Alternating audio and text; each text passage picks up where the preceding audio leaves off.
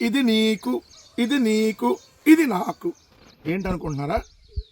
మీకు పోర్టు కావాలా, మీకు ఫిషింగ్ హార్బర్ కావాలా, మీకు ఫిష్ ల్యాండ్ సెంటర్ కావాలా, లేదంటే మీకు ఆర్టీసీ డిపో కావాలా, ఆర్టీసీ బస్ స్టాండ్ కావాలా, లేదంటే మీకు విజయవాడలో ఏదన్నా రోడ్డు కావాలా, లేదంటే భవానీ ద్వీపం కావాలా, లేదంటే తిరుచానూరు అమ్మవారి టెంపుల్ పక్కన ఉన్నటువంటి భూమి కావాలా, లేదంటే ఎదురుగా ఉన్న భూమి కావాలా, రిషికొండ మొత్తం కావాలా, పార్టులుగా కావాలా, మధురవాడలో భూమి కావాలా, భీమిలి బీచ్కి ఎదురుగా ఉండేటటువంటి భూమి కావాలా, ఎక్కడ కావాలి చెప్పండి? ఎంత కావాలి? 99 పైసలకా, లేదంటే రూపాయికా? ఎకరం రూపాయికి కావాలా, లేదంటే మెడికల్ కాలేజీలు కావాలా, ఎకరం 100 రూపాయలకే కావాలా? ఇది ఈరోజు ఆంధ్రప్రదేశ్లో పరిస్థితి.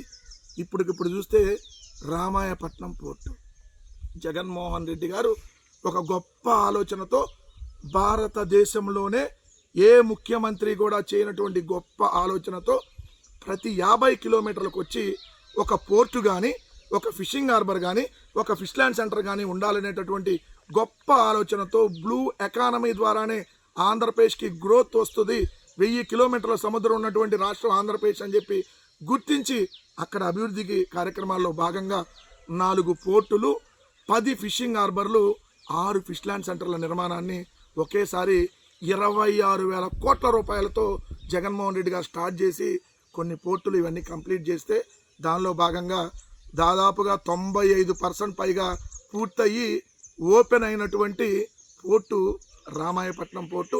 ఇది ప్రకాశం జిల్లాలో ఉంది. 4,929 కోట్ల రూపాయలతో 850 ఎకరాలలో, అంటే భూముల విలువ కూడా కలిపితే మొత్తం 5,000 కోట్ల రూపాయలతో ఏదైతే నిర్మించినటువంటి రామాయపట్నం పోర్టుని ఇప్పుడు అమ్మకానికి పెట్టారు. ముందు 50 ఏళ్ళు, తర్వాత ఇంకో 50 ఏళ్ళు కావాలంటే మొత్తం ప్రైవేట్ వాళ్ళ చేతికి వెళ్ళేటటువంటి కార్యక్రమం. లీజ్ అని చెప్పి పూర్తిగా దాన్ని రామాయపట్నం పోర్టుని ప్రైవేట్ వాళ్ళకి ఇచ్చేటటువంటి కార్యక్రమంలో భాగంగా టెండర్లో పిలిచినటువంటి పరిస్థితి. ఎంతకు అది కూడా, ఇదేమో దీని విలువ 5,000 కోట్లు, వీళ్ళు దీన్ని ఎంతకి పిలిచారు టెండర్లో?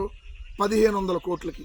అది కూడా ఇప్పుడు 750 కోట్లు చెల్లిస్తే చాలు, తర్వాత కుదిరినప్పుడు ఇంకొక 750 కోట్లు చెల్లిద్దురు. కానీ అలానే అక్కడ మిగిలిన భూమి ఉంది కదా, ఆ భూమిని ఎన్ని ఎకరాలు కావాలంటే అన్ని ఎకరాలని ఎకరం రూపాయికి 50 ఏళ్ల పాటు, అంటే 50 ఏళ్ళకి ఎకరానికి 50 రూపాయలు.